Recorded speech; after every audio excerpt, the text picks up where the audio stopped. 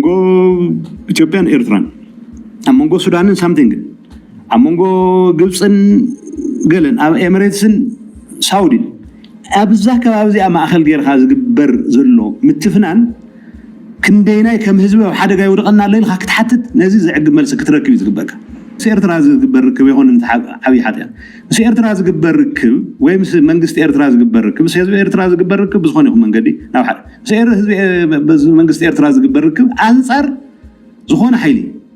انصار فيدرال سرعه منجست يسقرفو زخون حيلي تخوينو كن امنتاي تمسرتنا انا امنتاي تنتانه تمسرتنا انا نقول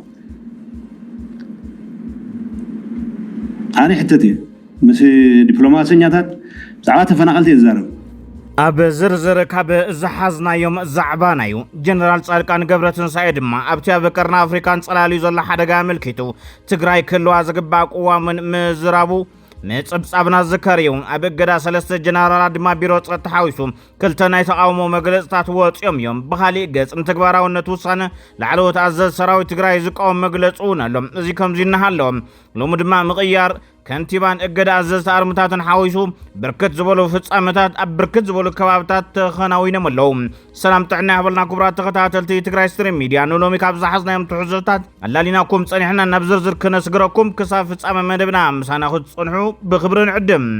ሓደ መጋቢት 2017 ዓመተ ምህረት ፕሬዝዳንት ጊዜያዊ መምሕዳር ትግራይ ጌታቸው ረዳ ደብዳቤ እግድ መጽሐፎም ይዝከር በፕሬዝዳንት ጌታቸው ንሰለስቲዮም አዘዝቲ ግንባር ተጻሐፈ እግድ ደብዳቤ ሲዒቡ ኣብ ትሕቲኦም ዘሎ አርመን ሰራዊት ነው በቅዳህ ተዛዘም ተፈጻመ ከይገብር ይተሐቢሩ በኻሊ ገጽ መራሕቲ አርሚ 22 አርሚ 44 ድማ በቶም አዘዝቲ ግንባራት አግደም አለው አዛዝ አርሚ 22 ተገራላይ ከበደ ፈቃዱ ከመሆን አዛዝ አርሚ 44 ወደ አባተ ካብ ስርሖም ተአግደም አለው ከገሩ ዝተገበረ ኣብ ደቡብ ምብራቅ ሓሲቦም ወዝነበረ ኦፕሬሽን ክሰናኸል ገይሮም ብዝብል ምኽንያት ከም ዝኾነውን ተሓቢሩ እዩ በኻሊ ገጽ ከንቲባ ከተማ ዓዲግራት በሓገዝ ሰራዊት እቲ በትጉባኤ ዘካየደ ህወሓት ይዝወር ዝበሃለሉ ኣብያተ ምኽሪ ዝመረጾ ከንቲባ ናብ ቤት ጽሕፈት ኣትዩሎም ትድባብ ከምዚ ነይሩ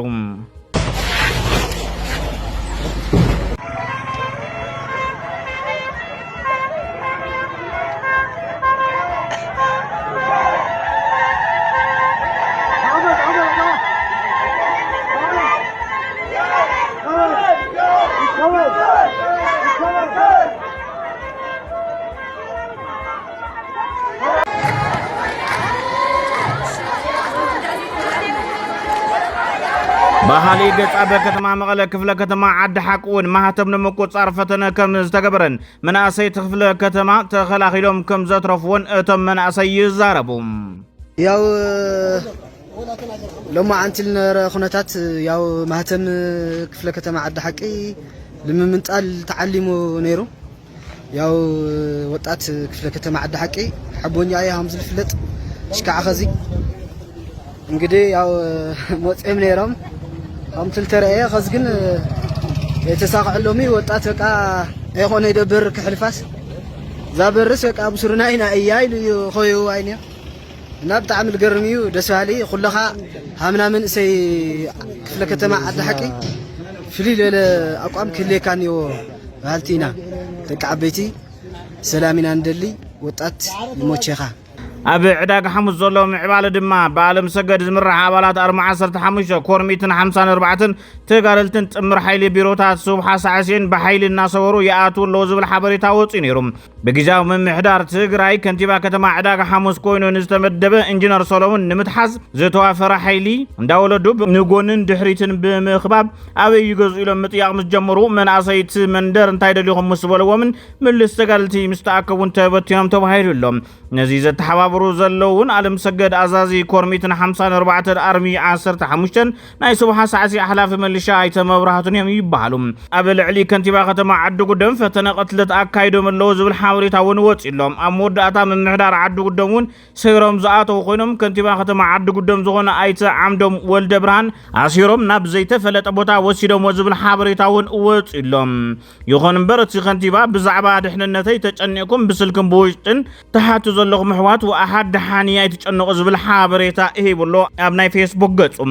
እዚ ከምዚና ሃሎ ቢሮ ሰላምን ጸጥታን እውን ወጋሕታ 2 መጋቢት 2017 ዓ.ም ናይ ተቃውሞ መግለጺ ውጽዩ ጠበቃ ገበነኛታት ምዃን የብቅዕ ኢሉ ዝጅምር ጽሑፍ ህዝቢ ትግራይ ካብ ጥንቲ ጀሚሩ ስርዓተ መንግስቲ ፈጢሩ ብሰዓትን ሕግን ዝምራሕ ኣብ ሕግን ስርዓትን ዝኣምን ውሕሉል ህዝቢ ምዃኑ ማንን ዝፈልጦ ሓቂ እንትኾነውን ኣብዞም ዝሓለፉ 4 ዓመታት ብምኽንያት እቲ ኣብ ልዕሊ ህዝቢ ትግራይ ዝተኣወጀ ናይ ጽንተት ኩናት ስርዓተ ክብሩ ስርዓት ብዘይብሎም ወረርቲ ፈሪሱ ሃይማኖቱን ባህሉን ተጋሂሱ ነውርን ንውርን እንዳተሓዋወሰ ምኻዱ ካብ ዝጅምሩ ጸኒሖም ኣለዉ ኢሉ ዝኸስስ እቲ መግለጺ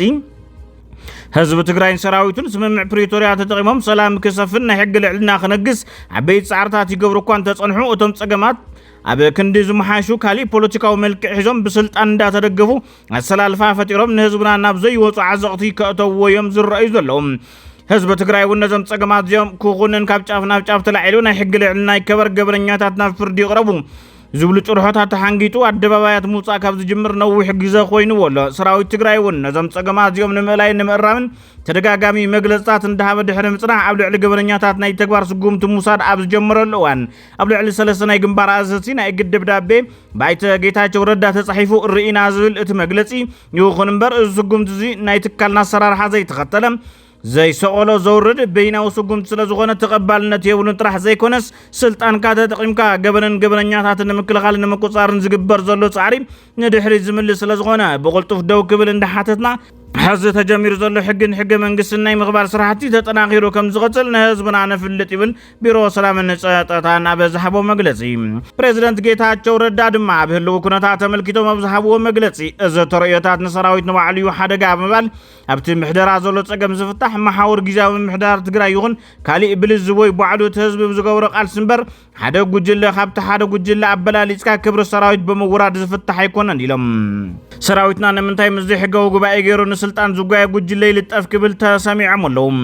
ኣብ ትሕቲ መሓውር መንግስቲ ይኹን ንመንግስቲ ዘፍርስ ሰራዊት ምዃን ኣይከኣልን ዝበሉ ፕሬዚደንት ጌታቸው ውዕሊ ፕሪቶሪያ መንተ ስልጣን ተባሂሉ ኣፍሪስካ ኣብ ዓይኒ ዓለም ምእታው በሰልኡ ነቲ ሰላም ዝደሊ ህዝቢ ትግራይ ይብሉ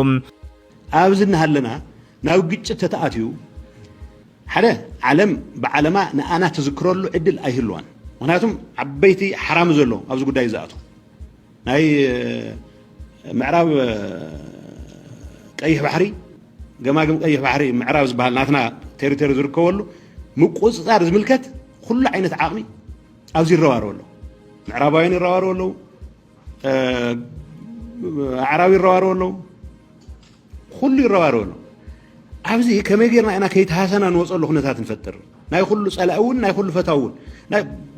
ናይ ግድን ናይ ሓደ ናይ ኩሉ ክትኾን ተኽኢልካ ፅቡቕ ናይ ግድን ቾይስ መማረፅ ተገዲድና ክንወስድ ንምንታይ ንግደድ ሰላምና ንሕሎ ለኹነ ከመይ ንፍጠር እዚ ሕቶታት ኣይተመለሱ ንዓይ ዘስገእኒ እዚ እዩ ህዝቢ ትግራይ ተመሊሱ ግዳይ ዘይኣምነሉ ኩናት ከይኸውን እዩ ጥምረት ዝፈጠራ ብሄራውያን ውድባቱ ንውሳነ ተግባራውነት ኣዘዝ ሰራዊት ትግራይ ዝቃወም መግለጺ ኣውፅአን እየን ድሕሪ ትግራይ ዝሓለፈቶ ደማዊ ኩናት ስርዓት ክፈርስ ግድን እዩ ዝበለ ተመራርሓ ብሄራውያን ውድባት ይኹን እምበር ድሕሪኡ ዘሎ ኩነት ስርዓት ኣኒፅና ህዝቢ ከነድሕን እቲ ካብ እንግዳዓ ህዝቢ ትግራይ ወሪዱ ዘይፈልጥ ውድብ ሕዝቡን ኣዘዝ ሰራዊት ናብ ጸሊም ታሪክ ከኣቱ ይገብር ኣሎ እቶም ኣመራርሓ ኣብቲ ኣንጸላሊ ዘሎ ሓደጋ ህዝቢ ትግራይ ሰለስተ ኣካላት ቀንዲ ተሓተት ኢሎም ዘቐመጡ እንትኾኑ ብፍላይ ሕወሓት ኣብ ቁጥሪ ሓደ ይቐምጥዎም እዚ ተሓተት ክኾኑ ዝግብኦም ሰለስተ ኣካላት እዮም ብኣውርኡ ዘለዉ ቀዳማይ እቱ ሕወሓት ዝበሃል ውድብ በተደጋጋሚ ድፊት እናገበረ ጻዕጥ እናገበረ አጨንቁ ናብዙ ተግባሩ እዚ ዘምጾም ንዞም ኣዘዝቲ ላዕለዎት ኣዘዝቲ ሰራዊት ትውድብ ሕወሓት ንሱ ዝፈልጠሎም ሓጢያት ክህል ይኽእል ብምንታይ የፈራርሖም ከም ዘሎ ዝፈልጠሎም ጉድ ክህል ይኽእል ብዝኾነ ይኹን መንገዲ ግን አጨንቁ ጻዕጥ ፈጢሩ ናብዚ ጉጉይ ተግባሩ እዚ ከምርሑ ለይትን ቀትርን ይሰርሕ ዘሎ ብዕልውን ሰራዊት ሒዙ ናብ ስልጣን ክምለስ ዝጽዕር ዘሎ ውጅለ ሕወሓት ቁፅሪ ሓደ ተሓታቲ ኣብዚ ፍርሰት እዚ ቁፅሪ ሓደ ተሓታቲ ክኾን ዝግብኦ ኣካል ብኻልኣይ ደረጃ ኩሉ ዓይነት መወፃፅኦ ነፂጉ ውሕስና ዝህብ እውን نقدمت طرح زرئي أمارات خلونا يقبأ كل تقرأي كأكب يقبأ تكالنا يمنقست خن مسرت يقبأ بهراوس ممنعن سنيتن كنفتر يقبأ النابل نابزلنا اللسعات كل زينة يقو مستوجو جلسو طرح تطابقو أما اهتم من تعال زوع الزلو مريحنت كاو تحتاتنت عيدحن عفرسة تقرأي أبتصابو أو قنص حد أو قنص تقرأي زا أكالو زي كاو تحتاتنت كدحن أي خد بسالساي درجة بفلات يخون بزي فلات بدقن بوشتن أميديان أو كالوت بوليتيكاو من كسرعساتن زنطف نتفت محبراو ميديان تنتنت بوليتيكان زغون أكالات نوعلم تدناغيرهم حزب مدنغار زلو حدا بقالع ناي حوحات دقفت خوينهم ناي حوحات دقفت مخان كوا مسلو من تخونه سراويت مهتمن بيت صحفتن كركوم منقستنت كركوم دفيت ناغور زوعل زلو سم ميديان نتفت محبراو ميديان كابت حتى تنت أيام رجل. سالساي ويانا تقرأي ونتو بسراوي زلا كايدا يخونن زبل مجلسي أوتيوم سالساي ويانا تقرأي سمرة عاقبة بدقوا حيلتات زانتهم ربحاتات ترافق تملسكم ترقم زلو حيلو كوينا دقي ما غيت العال صرابير بوليتيكا وتحساسبا بستشكمو جلتات حوحات يسرح لهم إذا دحر بوليتيكا طفيقها مطفان مرح السراوي تحويسو بغلهم مرح حوحات كادرتاتهم إنها تسرحو كوينو باقو دو تزيلو هزبنا نبحارقا مبتان زبتصح ግናይነት መሆኑ ሳልሳይ ወያነ ትግራይ ያአምን ይሉ አብ መግለጽዮም አይተገታቸው ረዳ ስልጣን ናይ ምቅያር ሹሃት አብ ተውዕል ዝመስረት እንበር በህዝባው ሰራዊት ተሓዚልካ ዝግበር ዕንድራይ ኮነን ብባል ይኹን እንበር ሕወሓት ክቅጽል ጉባኤ ካይድና ክንቀጻጻዕ ድሌት ኳን ታለወኒ እዚ ባህሪያት እዚ ሒዙ ስልጣን ክብሕ ዝደሊ ሕወሓት ግን ክቃለሰየ ይብሉም 9 መጋቢት 2017 ዓመተ ምህረቱን ቆጸሮ ከም ዘሎ ብምዝኻር አብ ተዋን ፕሬዝዳንት ናይ ምቅያር ተቕሎ ከም ዘለውን ገሊጾም على جوائل جرز بالبجلة بهذا الكلام مرجع ورد حق وطوال حق وط وأخا غير خطوه بهذا الكلام لا فكر لا تكان بهذا أمانه فدرال منجستون تهدرجة أيبل كتكان توعيد ما أفضل مسيح فدرال منجستون كات كم كيف وده شجرون أفضل مسيح معندار شجرون أفتاو زهر الله من آيات تقبع زهر الله تلاقي مسعي أي كم بحدش رأيه كم بحدش رأيه ما قالت شمون ما قالت شعن فدرال منجس الدرادر نهم الدرادر تقول مسلم الدرادر دري زعوانا حدا ولك أثر سلطان يقول المنجس تقيه أي تقولوا المسايدة نقاقروا مسانات نقاقر امتوائي أنا ناجي أقام يقول نزي أنا تاستركوا الله خيري تخطي لك ركب ترعي أنا خصني لو بيزوروا مخنياتي بالله يلن حنت زبط أنا قلقنا إذا حيزين أرسلت عن كريم اللسكن كله صعب قبله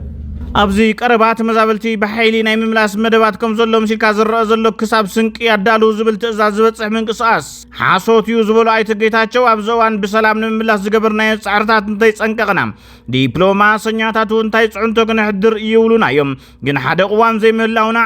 عقمنا أكيبنا كنك ألس دريتنا ببال سراويت وندحر سلام وقالسي مصقاق أدلا يخوينون تترخيب وندحري زبهالو كم زي كونا يمحبيرهم يخون مبرزنا متقبار اتوهلو الدمو سراحتنا منقسي كي ترفهم كسعنا لعلي شمون تبيلين برز بجيتنا لو سراويت كاب مهاتم كابنا وردان أبيان محدارا وصراحة توصيو أبزم عبيتو قديات يكك ألس زقبايلهم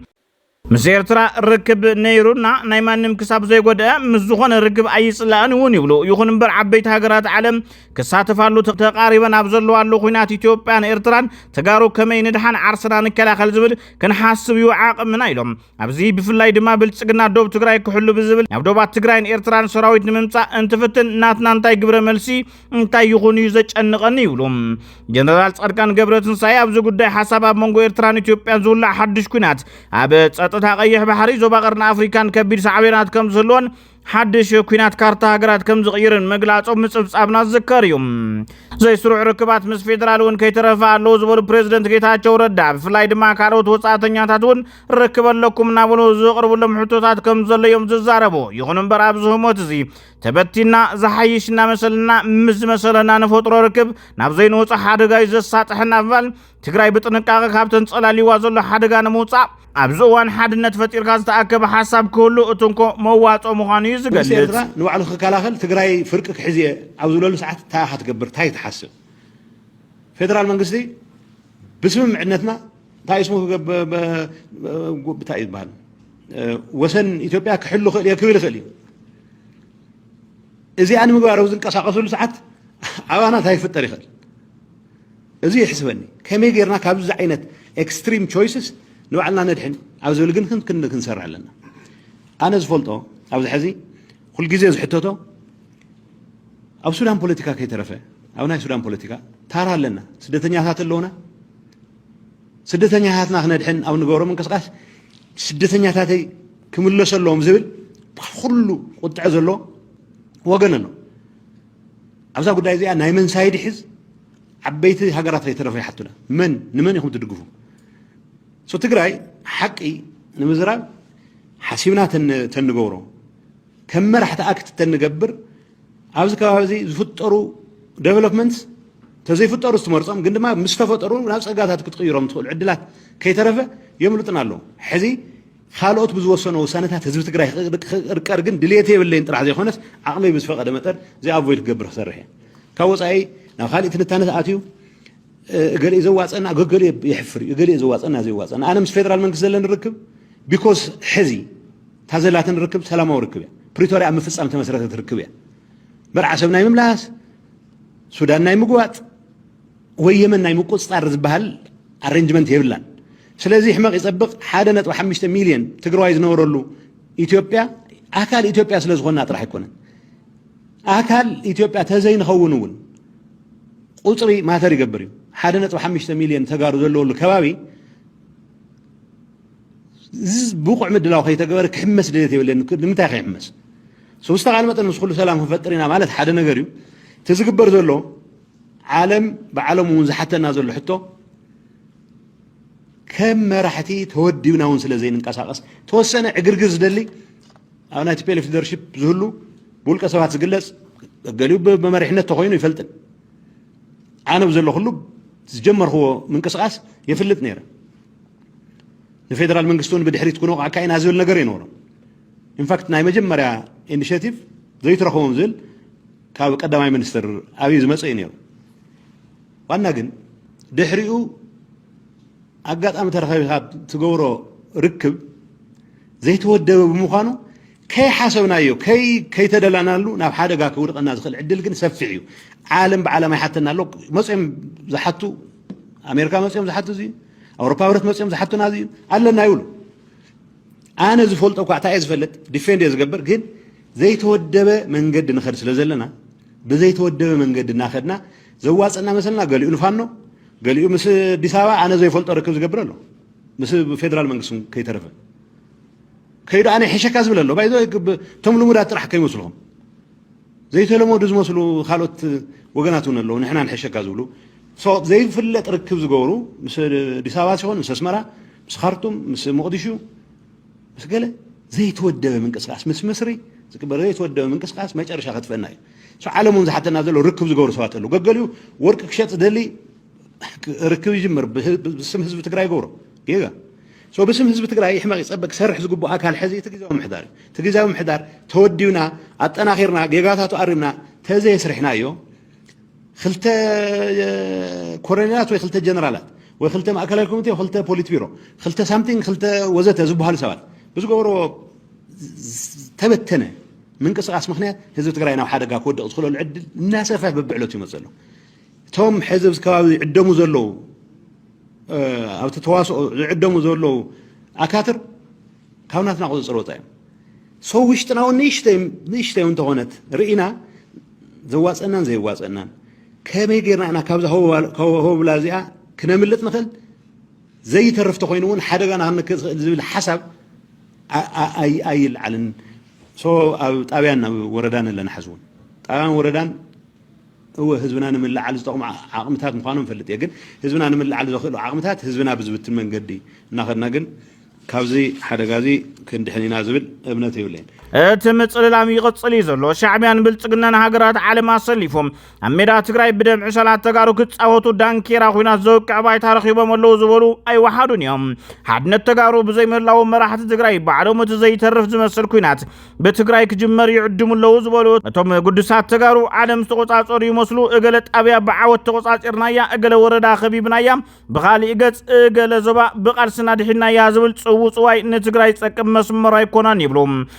ልክዕ ድማ እቲ ግዜያዊ ምምሕዳር ትግራይ